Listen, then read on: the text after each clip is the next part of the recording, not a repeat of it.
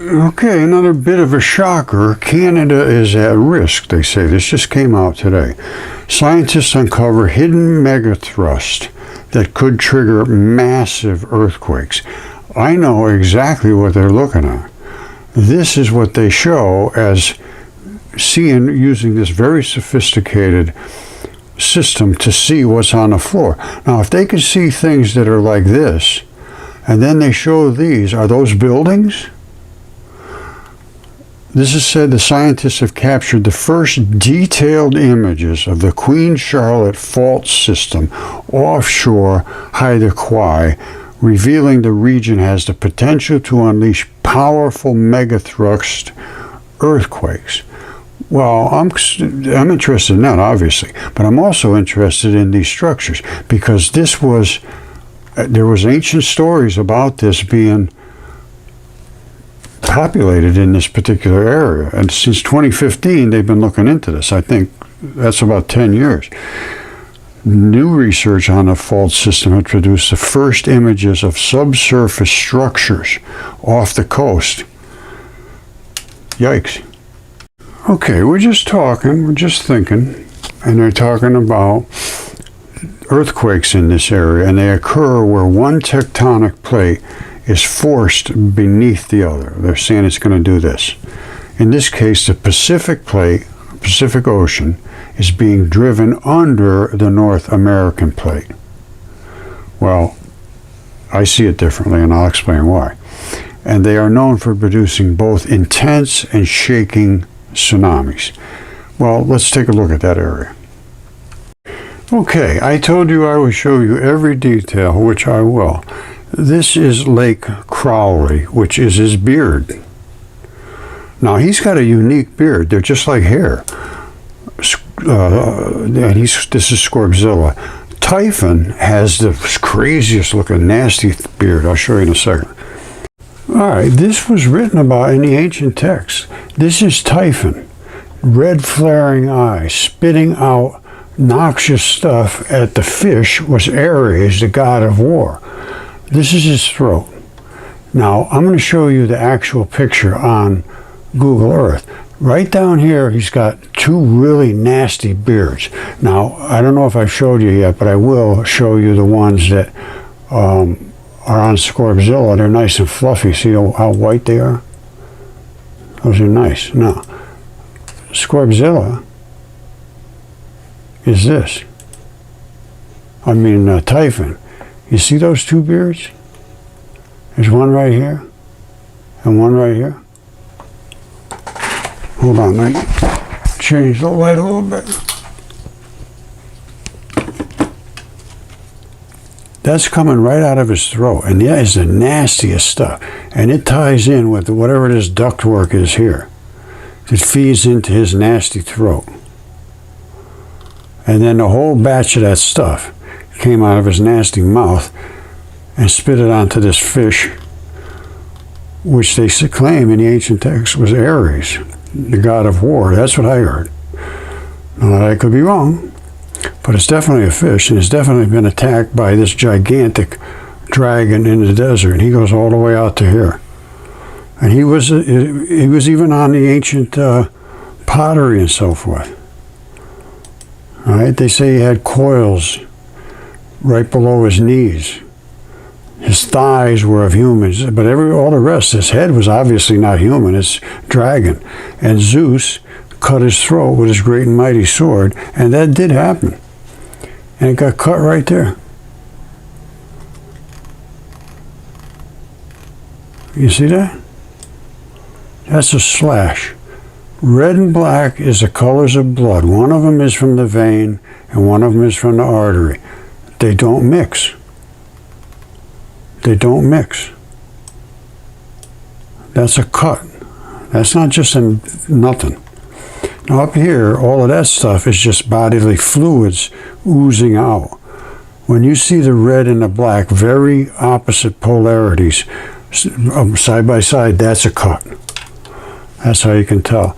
And there's his red flared eye. It's pretty red and flared to me. And there's his eyebrow right above it. Look at that thing.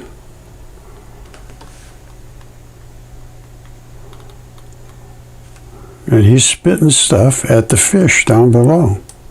This is throat. And there's dragon scales all along his entire throat because he's a dragon. And you see they're hinged every so often. That's so he can do this and that with his throat.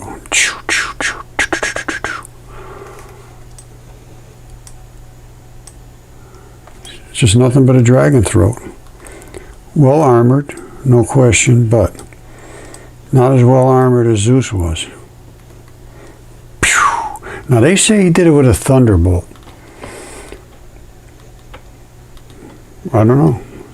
I was not there, but I can see the consequence of his actions. Okay, this is the area they're talking about. And right off the edge of this, where there's a huge gap in depth here, huge, thousands of meters between the edge of this blue area and where it drops down. That's because this is not just an edge. This was a living creature at one time. All the way from here, his head, all the way up to his pincher tail. Now, I'm going to just show you, because you look at, oh, Roger, you're crazy. Well, maybe I am. It doesn't have anything to do with this, because that, my friends, was Scorbzilla. And I'm going to show you all the details. You're going to see exact details. This is what we're talking about, his shoulder. And what's happening here is this collapsing into the earth. And yes, that's going to cause all kinds of problems. But this is a creature laying on the surface here that is, the surface is decomposing and the creatures are, there's all kinds of disturbances on the surface. There's earthquakes, there's a lot of gas buildup, and you know, these pockets are collapsing, and it was fairly well cold not too long ago, under the Earth's surface, but now the whole Earth is warmed up, so the surface has to warm up. When that does, your enzymes start to get active and break down the biology, and then things collapse. And that's what's happening. Now, we're going to go through this, but I call him Scorbzilla because he's got a scorpion pincher right there. I'm going to show you this, and there's no way to deny this as far as I'm concerned. If you can, deny it after I show you the details. Right there is where he poops. Crowley Lake is his beard. There's his eye. That's his shoulders. Now let's take a look at it without the screen. All right, we take off all those little details. You look at it and you say, oh, there's nothing there. Well, I am going to show you those details at the spot where they are. Just like the pincher. Let's just start with the pincher. That's his tail coming out. And that ridge right there, all the way along there, is where the venom comes out, all the way down here, right out through that stinger. And he squirted out when he died, apparently. Now, you see this wrinkle zone here? When this thing was retracted, it would almost lay flat, because that's nothing more than muscle. When that thing twisted back, it would twist just back like this. And something gets in between this area here, twang, done. Squirting juice like you wouldn't believe how. Now that's a scorpion stinger. I don't care, you can say anything you want. And it looks like it was trying to do something here, because that tip did hit this here, it looks to me. That looks like an impact right there. You see it pushed up? It looks like it twanged into there. Now what this is, I don't know, but I'm going to tell you, oh, I believe it's another creature of some sort. Whenever you see these edges like this and these extreme drop-offs, there's something was here. I don't know what it was. But there's a lot of action going on here, whatever this thing is. The whole world is covered with creatures. Now that's the shoulder right up there. All right, they were offshore right in here, looking apparently at these structures that are down on the surface. I mean, on the floor. And they came back with those detailed pictures that look like buildings to me. No, I don't know. I have no idea. But I can tell you what, this is Scorbzilla. And right up there is where he poops. It's Mount Spur. Now look at this. You see where I am here? Let's come right down on here. This is just his whole side of his body going down. And these are actually probably, if you could see well enough, you could probably see scales or some kind of, well, you see wrinkly looking stuff coming down. Now, let's start at the top of his body here. The elevation's minus 146 meters. So we got to go 146 meters down to get to there. Now, over the top of his body down here, it's minus 4,600 meters. It's 4,000 meters. That's 12,000, 13,000 feet. That's miles. And it's, the whole thing is like that. The whole thing is exactly the same. This is his body, and over the edge is the sea floor that he was laying on, whatever that is. Now, somewhere there's got to be a beginning to this, and they're laying on top of it. Where that beginning is, I don't know. Is that another creature under there? I don't know. But I can guarantee you this is. And so is the one in North Africa. Now, this is his head, and there's his eyeball. Right there. And there's his eyebrow. Just let that sink in for a minute. Just look at what you're looking at. That's just a hill country. That's just hills, and all that stuff just happened by all by itself. I don't think so, monsieur. That is the guy's eyebrow. And there's his eyeball. And right over here is where his beard is, Lake Crowley. It's all these huge round beard. And there's no explanation for any of those things other than the explanation that I have just given you. And right up in here, I think it's in Fox, Alaska, they have a tunnel. They call it the poop tunnel or something like that. It smells just like dog poop, they say, and which it is. It's a digestive system running up to Mount Spur, which I will show you. And that actually has poop running out of it, and it's a cloaca. So this was some kind of an avian type, I don't know what. And how big his legs were and things, are these his legs? I don't know. That is, anytime you see these up in the air things, this is the elevation. So what I would say that most of this is him. We'd have to dig in deep, and I mean dig in deep.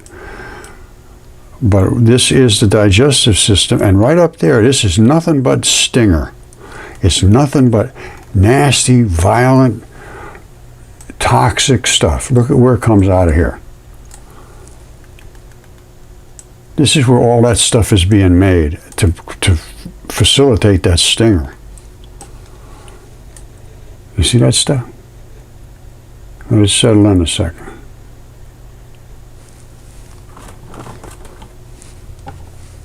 That's what's squirting down that stinger.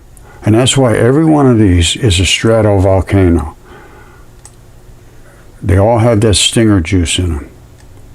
All the way down, all the way down, all the way down, all the way. And they're all over the place.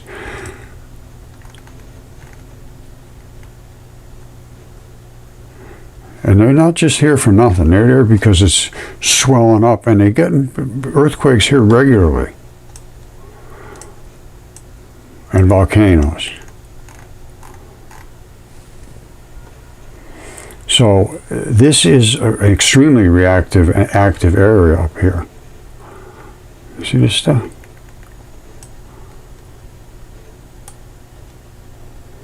I mean, it takes a while to settle in. These are not the colors, but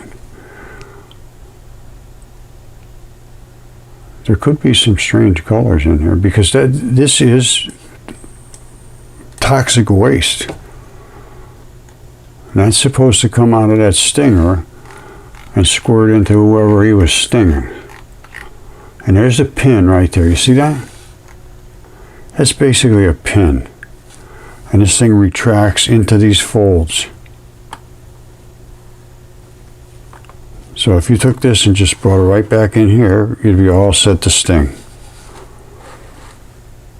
And that's the tip right there. It changes. You can see it actually changes from here into whatever this is, which is the stinger ejector.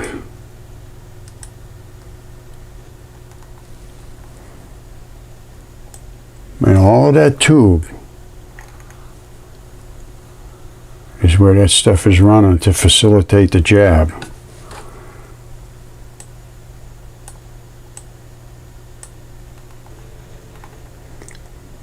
There were Scorpius, I think was the name of one of them. It was a scorpion dragon, I guess. This is absolutely, definitely some kind of a dragon reptile with a scorpion pincher. And the rest, I don't know. But I'm going to show you his beard. And I showed you his eyebrows and his eye. And I'll show you Mount Spur, which is the rectum. I mean, I'm just sorry. That's what it is. Okay, a couple things I have learned from this is he was red-blooded, because that's a black and the red is from the colors of the blood. We all know that, we're Mudfossil people. These are hairs, and you almost always have very fine skin where you have hair. It's not through anything coarse and nasty normally. All right, so like I say, Lake Crowley, these are his beard. Now, Typhon has a completely different beard, totally different. I'll show you that, but they all just seem to have beards, and there's a ton of them around. And Quetzalcoatl has a beard too. I mean, they all did. Okay, these are not my words. This was out today saying Canada is at risk.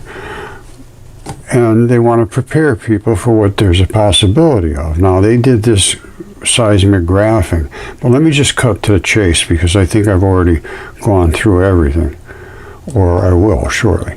It says the Queen Charlotte Fault System represents the greatest seismic hazard in Canada, producing the country's largest recorded earthquake in 1949.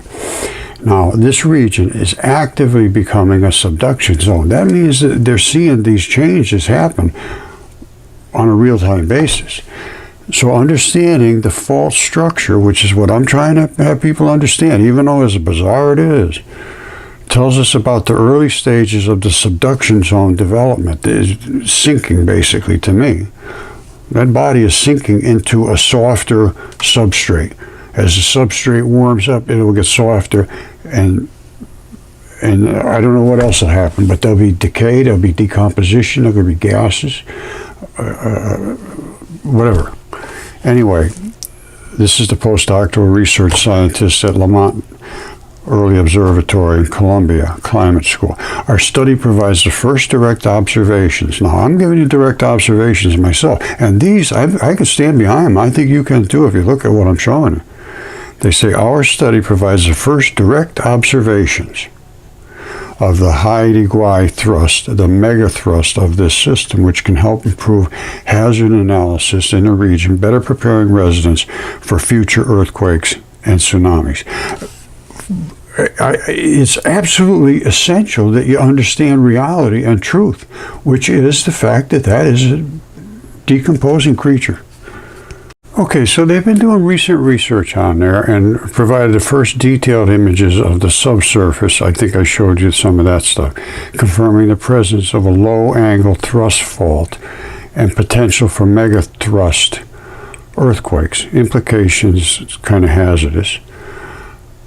Understanding plate tectonics. This fault region serves as a natural laboratory for studying the complex processes, and I mean this is complex, of strain partitioning and the initiation of subduction at a plate boundary.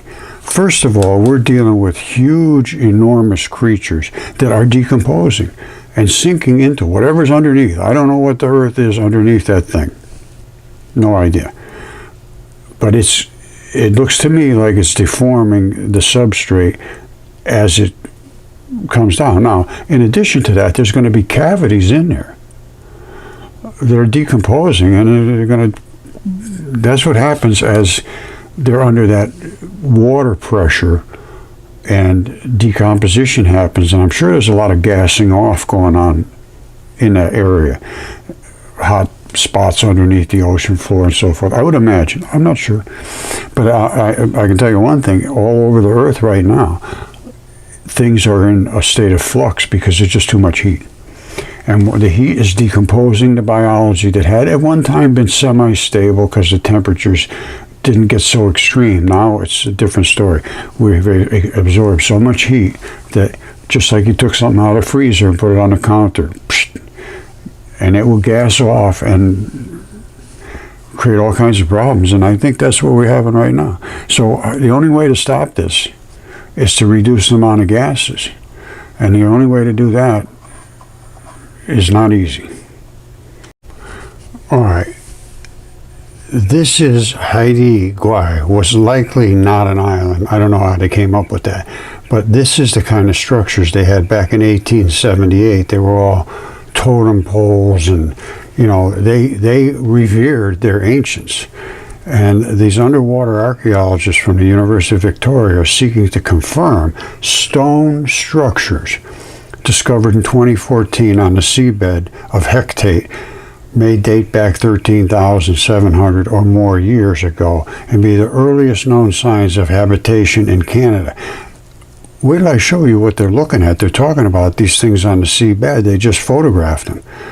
Coastal sites of this era are now deep underwater.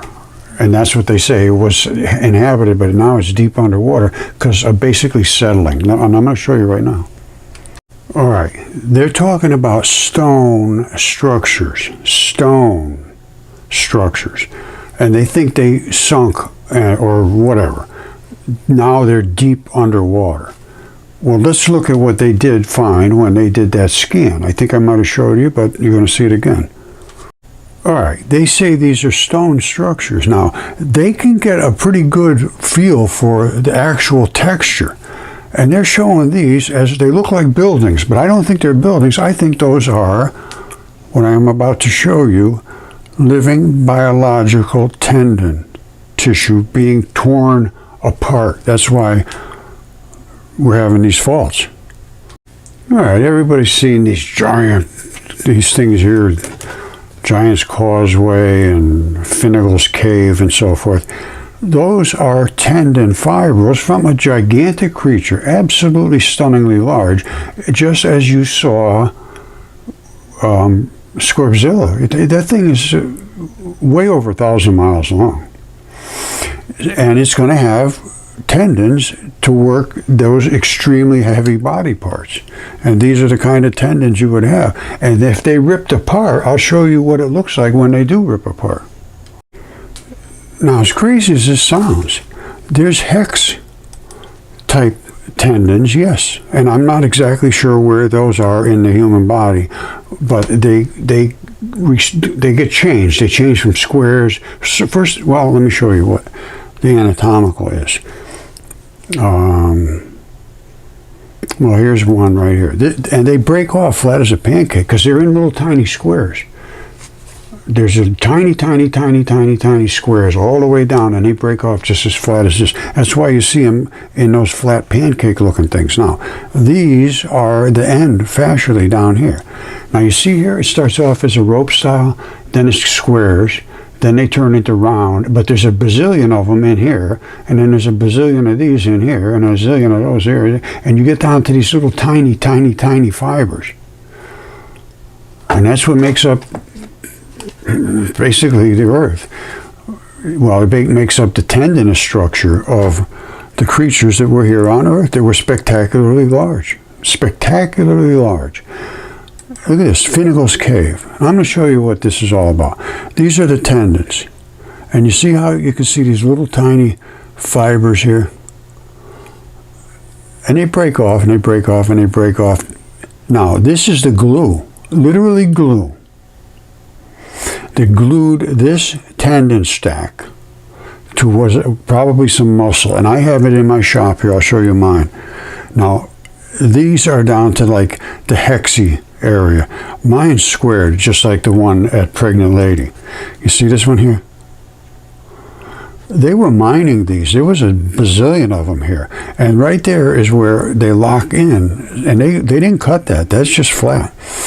And this was on that plane when it died, and the blood ran out straight down, and they chipped off all around the outside, which is the fascia, and they were going to knock it right off of here, and then apparently, I don't know what happened, construction stopped. But this is nothing more than what I have in my shop, only a smidge larger. Now, this is what I have here: muscle, tendon, and then the glue that glues the tendon into the bone. You can't see the bone in this shot, but I'll show it to you. But remember this, see how pink that is? That's because it's being flushed with blood. You need a lot of blood for muscles. You need almost no blood at all for tendons. And that tendon locked right into there. And the bone is over here, and that's how the whole structure works. Bone to tendon to muscle. And it's very, very clear in the microscope. Hold on. All right, remember the sequence here. There's all kinds of different size tendons and different outside structures, square, hex, and so forth. We get down to the pregnant lady stone, this huge square. That's mine in my shop. And this is when you can see it to where the glue, just like at Finnegan's Cave, glues right into the tendon.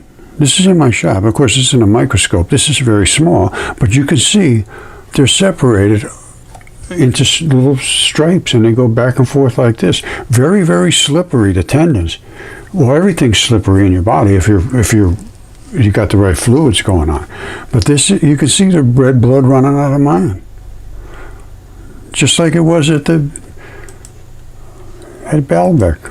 Only they skinned all this stuff off. That was a layer of stuff that coated the bottom, actually all the way around except here, and the other side where they locked in, and they just break them off. And this is how that's locked into the glue, and when they're in there, they're tight. It looks like that it all set to break off of here. You see all the little holes? I think they were going to take something, put in there, snap it right off, and then one or two guys would have carried it down, put it wherever they wanted it.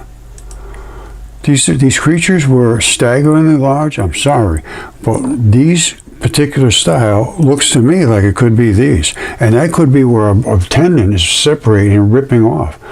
I showed you how they look. They will do that. They will do that, and they will end up like this somewhere on Earth, or way down the ocean in this case. But they're seeing these, they look just like squares to me, coming up off the ocean floor. And I can understand that, because that's what they look like here on Earth. Now the whole thing makes up the Queen Charlotte Fault and the San Andreas Fault, the whole thing. This is by Pickrell. And there's his tail, all the way down the whole thing. This is what it is. And up here is where you got Mount Spur, up by Anchorage. And there's going to be settling. I mean, that's just what happens to these creatures. There's no solidness there. And they can tell it's drifting this, I believe it's this direction, and moving inward and drifting up. Inward and up, which would make sense because it's going down, and whatever's going this way, I don't know. But if you don't start from the beginning of realizing what you're really dealing with, you're just walking around in circles. These are all the earthquakes and volcanoes on Squirzilla's tail. And it really starts in this area where it makes all the nasty stuff. Now, right up in here is where Mount Spur is, right here. Anchorage actually is over here. And this Mount Spur is right about over here. And Cook Inlet is here, I believe. And these are earthquakes in Alaska. This is the USGS. And there is a lot of them. And that's because this is a biological zone. All of this stuff is venom coming out to his scorpion tail.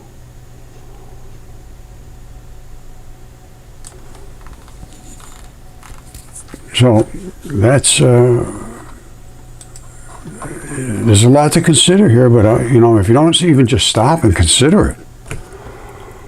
And these creatures were just staggeringly enormous. This, I forget where this came from, but that's a hare. That's a hare. And it's in this clay-looking stuff. They grow out of it, like mud. It's a very fine clay. And they use it for making fine china. Fine china is basically made out of skin. You see how fine that is? You know, the white cliffs of Dover and stuff like that. Wherever you see this powdery sort of clay, that is fine skin. Now, where it is on the body, I don't know. I have seen some where it's not quite so fine, but they're still. Well, here's one here. Look at the size of this one. There's a little girl standing there. This is the skin. And it's kind of clay, and there's a hair coming out of it.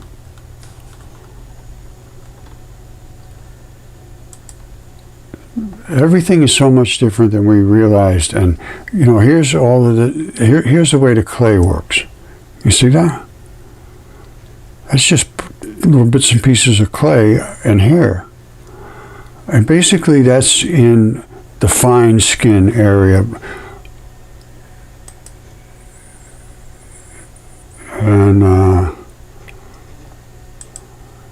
same sort of thing. Just clean shaven. You see the little bits, and there's a little center core to these too.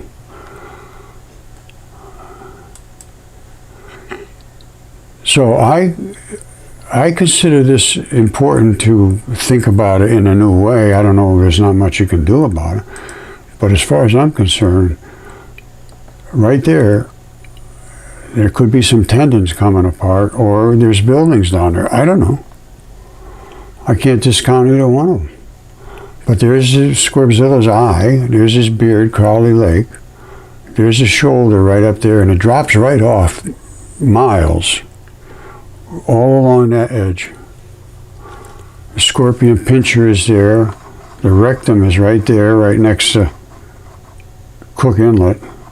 It's called Mount Spur, I'll show you. It's bizarre, but that's just the way things are nowadays. In Mudfossil land, I never expected any of this when I started, but when I started, you know, it takes you to places that, you know, you either run and hide or you just keep going, and I just kept going. And the things that were written were not silly little tales.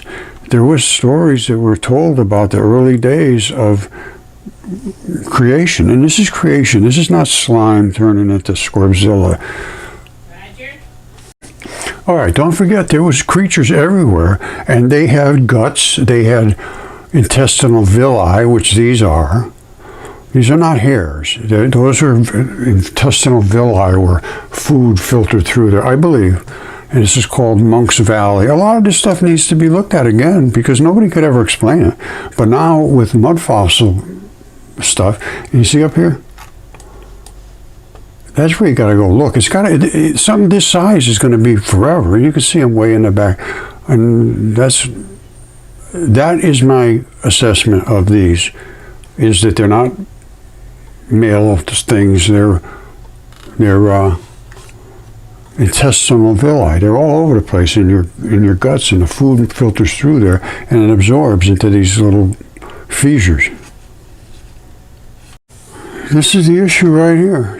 A physics girl went to Alaska through this cave system, which is the digestive system of Squibzilla. And they're saying in a world which begs the question, permafrost. So permafrost, I mean permanently frozen. That's not happening now. It's thawing out up there. Okay, this is physics girl. This was when she went up to Alaska to this huge tunnel. They say they dug it 60 years ago. Well, I'm sure they cleaned it out, but this was a cavity of some sort from Squibzilla. Now, she went up there, she said it smelled like dog poop.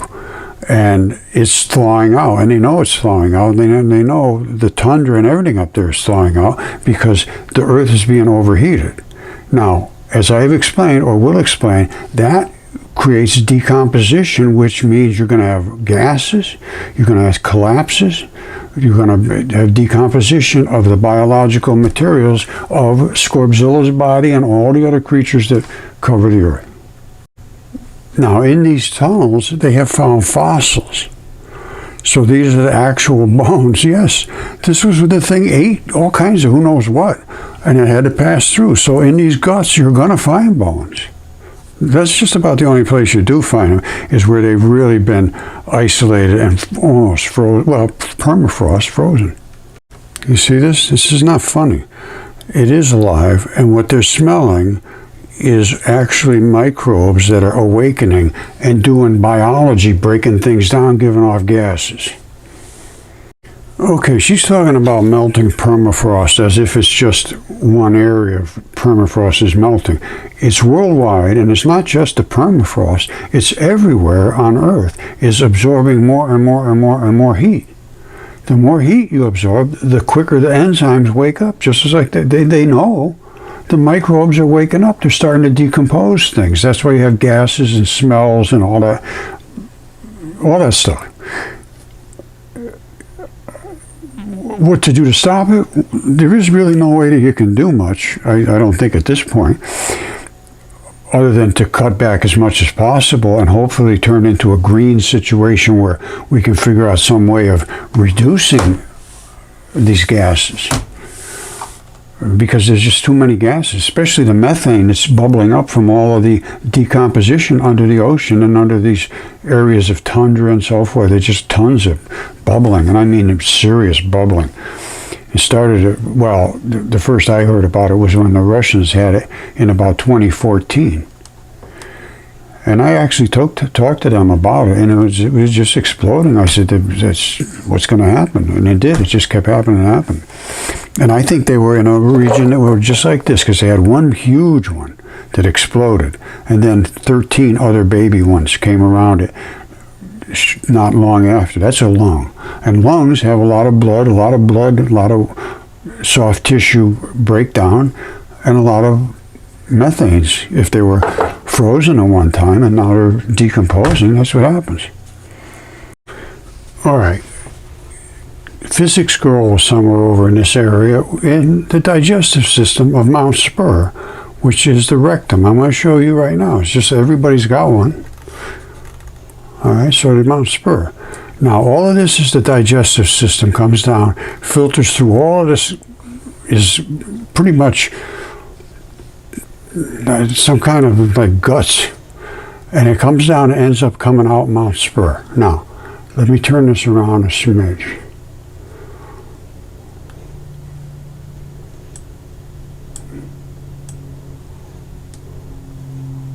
All right, here we go.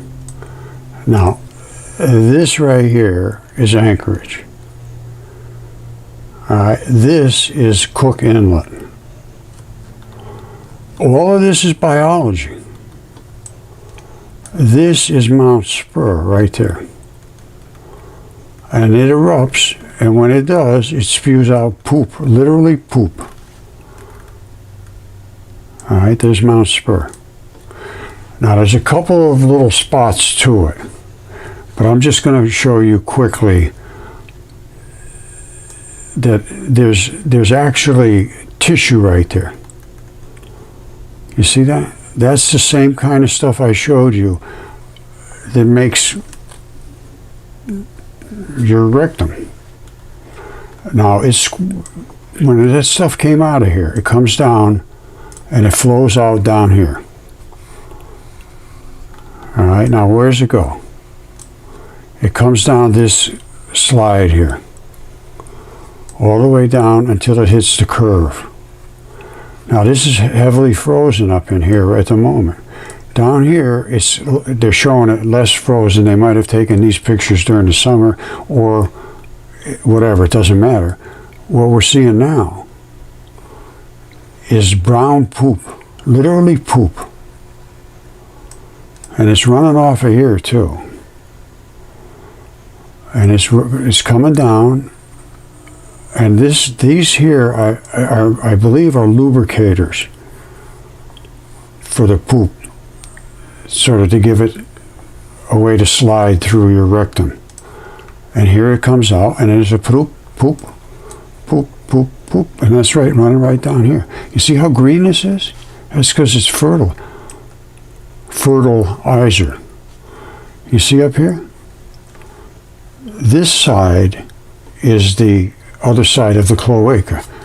This side is where the poop side comes down. You ever see bird poop? I know you have. It's white and blackish looking normally. This is the stuff that's the blackish looking stuff, and this is the white stuff. And that is the sphincter muscles that pinch off to keep that from leaking.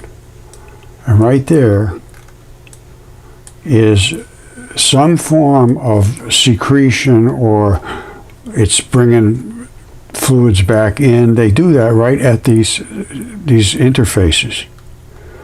And they're basically abrupt transitions. Now, the two of them come together right here. That's exactly what a cloaca does, and they flush down through here in the one tube, which brings it directly into Cook Inlet. And there's crazy stuff here. If you take your time, and I'm not going to do it now because I've done it literally hundreds of times, and nobody wants to see the reality that's in front of their face.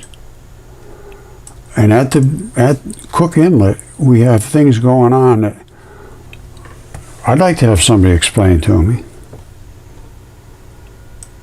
This is how all that cloacal fluids runs out into the ocean here. Well, Cook Inlet. And look at all that.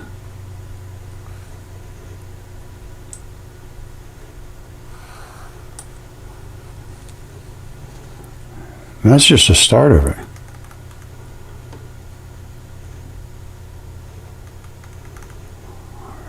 To me, that's some kind of blood vessels or fluid of one sort or another. That's not just laying there by accident. It looks like blood vessels. Now, if we come on down the coast, let me round it up here. All right, we come on down the coast, we're seeing the same sort of stuff everywhere. But then, all of a sudden, we run into this.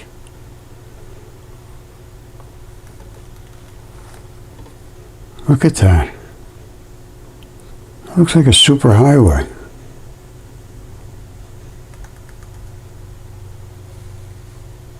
Isn't that something?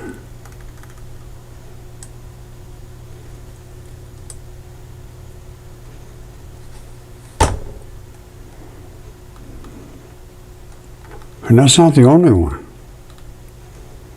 There's another one there. Another one here.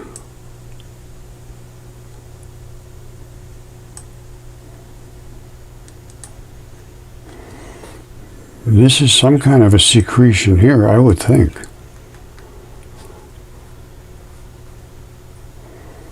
You see, whatever that is, that's some kind of a secretion coming down from the digestive system. These are not the same as us.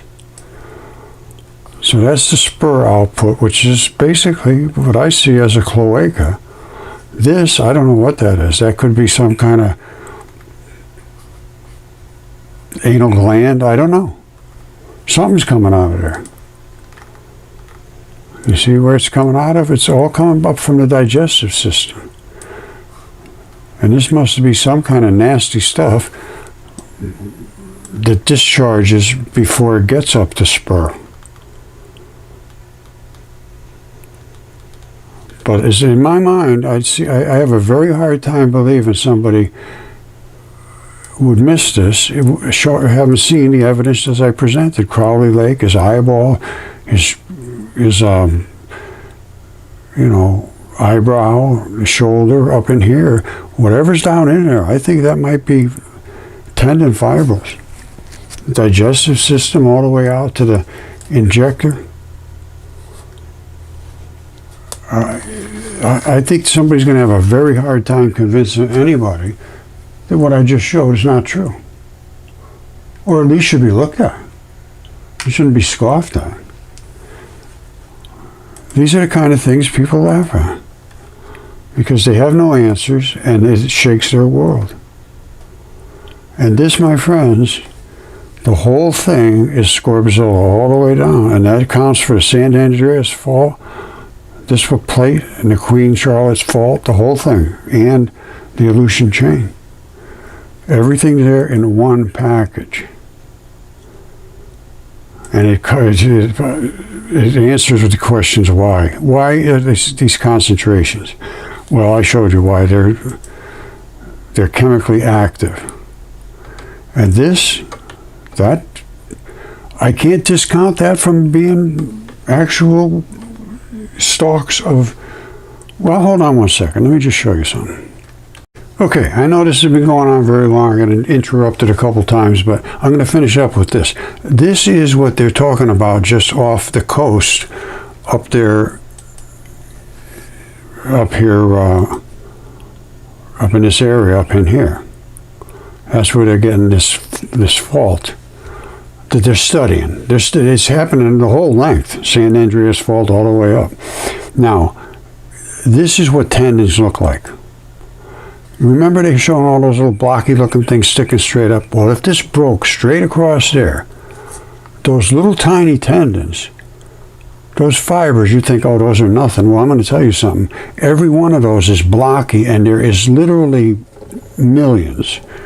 And here's what they look like really up close. Serial block face electron microscope. That means they're as small as you can possibly get. You see what a tendon is? All of those little blocks. I showed you before those blocks. Now over here they're showing it collagen fibers, because that's what it is.